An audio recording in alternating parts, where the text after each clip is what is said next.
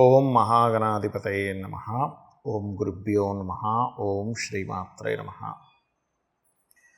పరమేశ్వర స్వరూపమైనటువంటి జ్యోతిష, వాస్తు మరియు ఇతర అనేకమైనటువంటి శాస్త్రములను మనకు అందించినటువంటి మహర్షులకి నమస్కారం. హయగ్రీవ హయగ్రీవ హయగ్రీవేతి యో వదేత్తస్య నిస్సరతే వాణీ జన్మకన్యా ప్రవాహవత్. అరుణాం కరుణాతరంగితాక్షీం ధృతపాశాంకుశపుష్పబాణచాపాం అనిమాదిభిరావృతాం మయూకైః అహమిత్యేవ విభావయే భవానీం. శ్రీమాత్రే నమః. ప్రేక్షకులకి ఆ లలితాంబిక అమ్మవారి యొక్క అనుగ్రహం పరిపూర్ణంగా కలగాలని మనస్ఫూర్తిగా కోరుకుంటూ ఈరోజు మనం చెప్పుకోబోయేటువంటి వార ఫలితాలు ఏవైతే ఉన్నాయో 31వ తేదీ నుంచి 6వ తేదీ వరకు, అంటే మార్చి 31 నుంచి ఏప్రిల్ 6వ తేదీ వరకు ఉన్నటువంటి గ్రహస్థితి ఏ విధంగా ఉంది అని చూసుకున్నట్లయితే, ప్రధానంగా ఇక్కడ రవి రాహు కలిసి ఉండి 1వ తేదీ నుంచి ఆ రవి రాహుల దగ్గరికి శుక్రుడు కూడా వెళ్తున్నాడు మీన రాశిలో. మేషంలో గురువు బుధులు ఉండి 2వ తేదీ నుంచి బుధుడు వక్రించి మీనం వైపు ప్రయాణం చేస్తున్నాడు. మరియు కన్యారాశిలో కేతువు, చంద్రుడు వృశ్చిక రాశి నుంచి ఈ వారం మొత్తంలో మనకి వృశ్చికము, ధనస్సు, మకర, కుంభరాశి వరకు ప్రయాణం చేస్తాడు. ఈ వారం రోజులు కుంభరాశిలో శని కుజులతో 5-6 తేదీలు కలుస్తున్నాడు. సో ఈ యొక్క గ్రహస్థితిని అనుసరించి ద్వాదశ లగ్నాల వారికి ఏ విధంగా ఉంది, లగ్నం తెలియనటువంటి వారు రాశి నుంచి చూసుకోవచ్చు, వీరికి ఏ విధంగా ఉండబోతుంది, మరియు ఈ యొక్క రాశుల వారు చేయవలసినటువంటి పరిహార మార్గం ఏమిటి, మరియు డేట్ ఆఫ్ బర్త్ ఏమీ తెలియని వారికి ఎటువంటివి చేసుకోవాలి, ఏ విషయాలు జాగ్రత్తగా ఉండాలనేటువంటిది నేను మీకు ఆఖరిలో చెప్తాను. వీడియో ఆఖరి వరకు చూడండి. సింహలగ్నము, సింహరాశి. సింహం వారి కనుక చూసుకున్నట్లయితే ప్రధానంగా మీకు ఈ వారం మొత్తము కూడా రవి రాహుతో కలిసి ఉంటున్నాడు. అందులో ముఖ్యంగా గ్రహణ సంబంధం కూడా ఏర్పడింది కాబట్టి అష్టమ స్థానంలో గ్రహణం ఏర్పడింది కాబట్టి ప్రత్యేకంగా మీరు ఆరోగ్య విషయంలోని ఏదైనా చిన్నపాటి సర్జరీస్ అవ్వడం కానీ ఇటువంటివి సూచిస్తున్నాయి కాబట్టి కాస్త జాగ్రత్తగా ఉండండి. అష్టమం అనేటువంటిది రీసెర్చ్ సైన్ అని కూడా చెప్తూ ఉంటారు, రీసెర్చ్ రిలేటెడ్ సంబంధించిన విషయాలను కూడా చెప్తూ ఉంటుంది.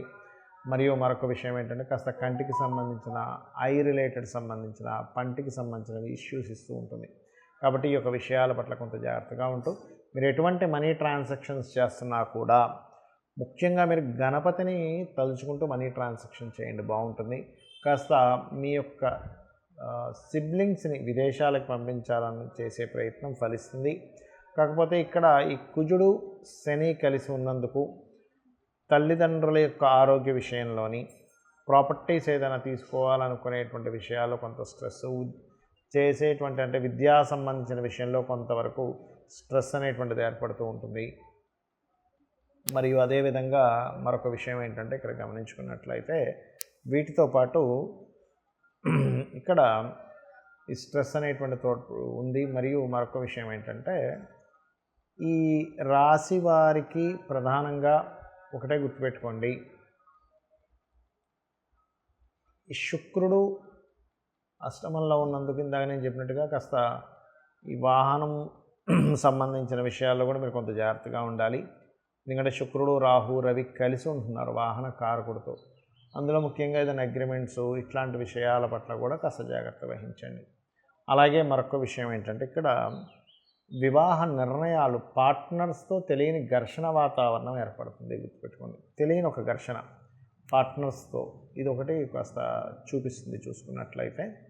అట్లాగే మరొక విషయం ఏంటంటే ఇక్కడ గమనించుకున్నట్లయితే ఈ రాశి వారికి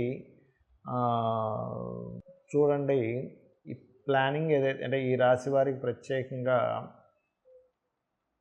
అష్టమంలో ఉన్నాడు కాబట్టి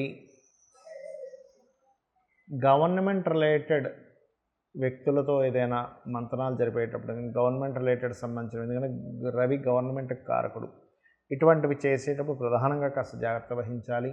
ఇన్వెస్ట్మెంట్స్కి చాలా బాగుంది ఇప్పుడున్నటువంటి గ్రహస్థితి చెప్పాలంటే, అందులో ఎటువంటి ఇబ్బంది లేదు. మరియు అదేవిధంగా విదేశాలకు వెళ్ళడానికి కూడా చాలా అనుకూలంగా ఉంది ఇప్పుడున్నటువంటి గ్రహస్థితికి. మీరు చేయవలసినటువంటి దేవతా ఆరాధన ప్రధానంగా మీరు శనికుజ గ్రహాల దగ్గర దీపారాధన చేయండి, సూర్యభగవానుని యొక్క ఆరాధన, దత్తాత్రేయుడి యొక్క స్తోత్ర పఠనం చేయండి, అనే విధాలా బాగుంటుంది. చాలామందికి చూడండి వాళ్ళకి డేట్ ఆఫ్ బర్త్ కానీ టైం కానీ ఇవేమీ ఉండవు. కానీ ఇప్పుడున్న గ్రహస్థితి, గోచార గ్రహాల యొక్క స్థితి వాళ్ళ మీద బ్యాడ్ ఎఫెక్ట్ కలగకుండా ఉండాలి అంటే ఏం చేయాలో చెప్తాను. ముఖ్యంగా ఇప్పుడున్నటువంటి గ్రహస్థితిలో ఈ వారము గ్రహణానికి మధ్యలో ఉండేటువంటి వారం, రెండు గ్రహణాల మధ్యన ఉండేటువంటి వారం ఈ వారం. అలాగే ఇలా ఉన్నప్పుడు ఏంటంటే ఏదైనా ముఖ్యమైనటువంటి పనులు ప్రారంభించకపోవడమే మంచిది. కాకపోతే మనకి గ్రహణం అనేటువంటిది మన ఇండియాలో లేదు కాబట్టి ప్రాబ్లం అంత పెద్దగా ఇబ్బంది ఏమి ఉండదు. కాకపోతే బయట దేశాల్లో యుఎస్ కంట్రీస్లో ఎక్కడెక్కడైతే గ్రహణం పట్టిందో మనము ముందుగానే చెప్పాము ఏమిటంటే ఈ యొక్క కుజుడు శని మధ్యని, అంటే కుజుడు శని కలయిక మంచిది కాదు, అదేవిధంగా రవిరాహు కలయిక మంచిది కాదు. ఈ రవి కుజశనుల సంబంధంతో, అదేవిధంగా రాహు శని సంబంధంతో ప్రయాణము, మరియు ఈ యొక్క కుజుడు శని రాహు సంబంధాలతో ప్రయాణాలు చేస్తున్నాయి. కాబట్టి అనేకమైనటువంటి మార్పులు, డ్రాస్టిక్ చేంజెస్ పోలీస్ సంబంధించినవి, అదేవిధంగా గొడవలు కావచ్చు, గందరగోళాలు కావచ్చు జరుగుతాయి అని చెప్పాను. అదే రకంగా మీరు చూసినట్లయితే అదే రకమైనటువంటి విషయాలు జరుగుతూ ఉన్నాయి.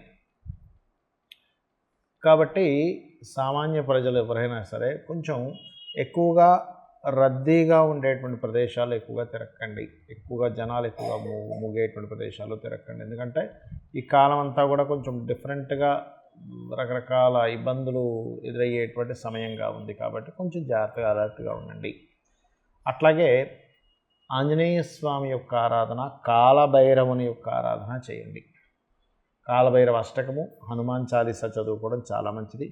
దుర్గా అష్టోత్తరం కూడా చాలా మంచిది. ఎందుకంటే మనకి రెండు గ్రహణాలు, చంద్ర సూర్య గ్రహణం మధ్యలో ఉందని చెప్పుకున్నాం. కాబట్టి దుర్గా మరియు గణపతి ఆరాధన అందరూ కనుక చేస్తే బాగుంటుంది. గవర్నమెంట్ రిలేటెడ్ వర్క్స్ సంబంధించి తీసుకునేటప్పుడు అందరూ కూడా కాస్త జాగ్రత్తగా ఉండాలి. కాస్త ఈ మోకాళ్ళకి సంబంధించిన ప్రాంతంలో ఏదైనా కొంచెం ఇబ్బంది ఉన్నటువంటి వారు కొంచెం జాగ్రత్తగా ఉండాలి. అండ్ అదేవిధంగా తొందరపాటు పడి ఉద్యోగాల్లో మానేయడాలు లాంటివి చేయకూడదు. ఎందుకంటే మకర రాశిలో శని కుజుల యొక్క కలయిక ఉంది కాబట్టి. అయితే ఇవన్నీ గోచారంలో ఉండేటువంటి గ్రహాల యొక్క స్థితి. కానీ వీటన్నిటికంటే ముఖ్యంగా మీ పర్సనల్ చార్ట్లో ఎలా ఉందనేది చూసుకోండి. మీ పర్సనల్ చార్ట్ ఎప్పుడు కూడా మీ డేటు, టైము, ప్లేసు, అదేవిధంగా మీరు పుట్టిన ప్రదేశాన్ని బట్టి ఉంటుంది. మీ లగ్నం ఏ లగ్నం అయింది, మీ లగ్నానికి ఉన్న సంబంధం ఏమిటి, మీ ధనాధిపతి ఎలా ఉన్నాడు, మీ ధనాధిపతి ఎంత స్ట్రాంగ్గా ఉన్నాడనే దాన్ని బట్టి మీరు జీవితంలో ఎంత ధనం సంపాదించగలుగుతారు. మీ రిలేషన్స్ కారకుడు ఎలా ఉన్నాడనే దాన్ని బట్టి మీకు రిలేషన్స్తో ఎంతవరకు సపోర్ట్ ఉంటుంది. మీ యొక్క చతుర్థాధిపతి అంటే మీ యొక్క ప్రాపర్టీ కారకుడు ఎలా ఉన్నాడో దాన్ని బట్టి మీరు ఏ డైరెక్షన్స్లో ప్రాపర్టీ తీసుకుంటే బాగుంటుంది. మీ పేరులో ఉన్న మొదటి అక్షరాన్ని బట్టి, వర్గుని బట్టి తెలుసుకోవాలి. అలాగే మరొక విషయం ఏంటంటే ఇక్కడ గమనించుకున్నట్లయితే ఇక్కడ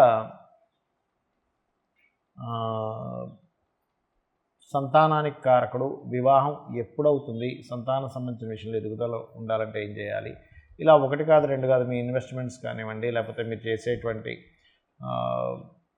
అప్పులు కానివ్వండి, వాటికి సంబంధించిన రెమెడీస్ ఏం చేసుకోవాలి, అదేవిధంగా మీరు చేసేటువంటి వ్యాపారము, విదేశీ సంబంధాలు, విదేశాలకు వెళ్ళడం రావడం, ఇటువంటివన్నీ కూడా మీ జన్మజాతకంలో ఉంటాయి. అయితే ఈ గోచార ఫలితాలు ఎందుకు చెప్పుకుంటున్నామంటే మనం చేసే ప్రయత్నం ఒక ఎత్తు, బయట ఉండేటువంటి వాతావరణము, మార్కెట్ సిచ్యువేషన్స్ కూడా మనం చేసేటువంటి ప్రయత్నానికి సపోర్ట్ చేయడం కానీ అపోజ్ చేయడం కానీ జరుగుతూ ఉంటుంది. అందుకని మనం ఈ గోచార ఫలితాలు చెప్పుకుంటున్నాం. కాబట్టి ఒకటే గుర్తుపెట్టుకోండి, గోచారం ఎలా ఉన్నా, మన జన్మజాతకంలో గ్రహాలు ఎలా ఉన్నా కూడా ఒకటే గుర్తుపెట్టుకుందామా,